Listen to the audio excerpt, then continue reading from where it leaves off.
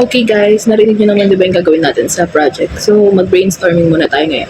Ano pong naisip nyo na pwede natin maging concept sa gagawin natin? Dapat yung simple pero meaningful lang. Paano kung tungkol sa pagiging responsable sa kalikasan? Kasi madali nating magagawa yun sa school and para din hindi na tayo mahirapan. Actually, agree ako sa kanila. Kasi pwede naman tayong gumawa nila ng mga poster o kaya ng mga maikling video message or mas impact sa mga ano. Nice idea, ang ganda. Since pareho tayo ng mga gusto, yan na lang muna yung gawin natin and i-finalize natin to next time. Okay. So, di ba na-finalize na natin yung mga gagawin natin? Ganito na lang hatian para lahat tayo may ambag.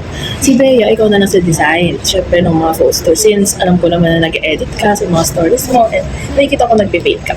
And ikaw, Carlo, ikaw naman yung sa mga lines and message na ibibigay or sasabihin natin dun sa video. And ako naman sa coordination and editing ng video na mangyayari. So, kung okay lang sa inyo, wala na pa kayong suggestion dun sa mga hatian natin or ambag.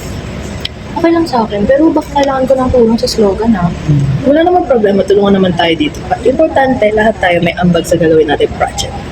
Okay, ako magre-research na lang ako tungkol sa mga quotes na pwedeng magpakita na pagiging responsible. Then isasend ko na lang kagad para matapos tayo kagad.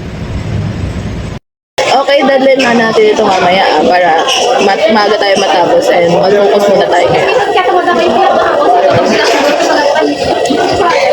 Carlo, pwede mo bang i-off muna yung phone mo? Saglit na lang naman matatapos naman na rin tayo. Okay lang ba? Yes po. Okay, let's go. Good reminder, Alex. Sige, natuloy muna tayo. Ang kalinisan ay pananagutan ng bawat isa. Sa simpleng pagtapon ng basura sa tamang lugar, tayo ay tumutulong sa komunidad. Kaya dagdagan mo kaya na tayo ang simulan para mas malikot. Sige, revise ko yan ha. Sige, i-practice mo muna bago tayo ulit. Okay.